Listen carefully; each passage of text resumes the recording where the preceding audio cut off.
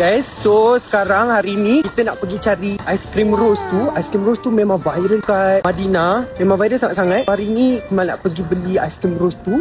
And then aku nak jumpa kawan aku seorang ni, aku jumpa dekat Madinah. Kita orang dekat Malaysia tak berapa nak jumpa, tapi dekat sini boleh jumpa. So hari ni dia akan teman aku sekali. Masjid Nabawi kat depan ni je. So memang berjalan kaki je. Tu hotel, jalan sikit dah Masjid Nabawi. Aiskrim rose tu dia sangat-sangat unik sebab bila beli je nanti dia akan baling kelopak bunga mawar tu, lepas tu dia akan sembuhkan air mawar. Jadinya memang wangi. Kita tak sampai lagi kedai tu, memang dah bau wangi bunga mawar. Cuaca sekarang ni terik matahari tu ada, tapi udara dia dah mula sejuk sebab dia dah pergi ke musim peralihan daripada musim panas tu ke musim sejuk. Kita orang berjanji nak jumpa kat gate 320. So kemungkinan Adam dia akan datang daripada sana ke gate 320. Okay, daripada sini dah nampak dah. Tu dia. Itu dia Adam Amri. Dia Mutawif dekat sini. Dia dah 3 kali dah datang. Jadinya dia pun tahulah juga selok belok jalan kat sini. So korang dah nampak dah. Tu Masjid Nabawi.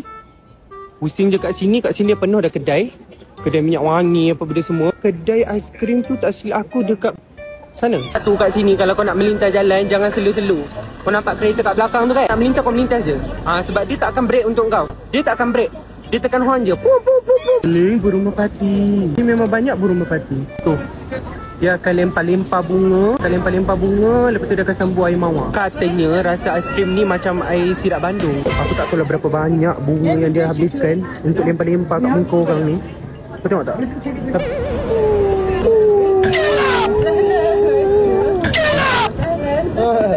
Syukran.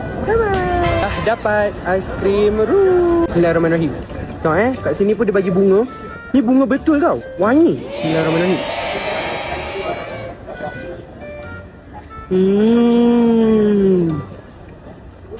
Rasa dia betul-betul macam sirap Bandung. Ya. Adam dia tak makan sebab dia kata dia puas dah makan. So kalau korang datang Madinah, kena try yang ni, aiskrim rose ni. Rasa dia betul-betul macam ais sirap, ais Bandung sirap, ais Bandung, ais sirap Bandung.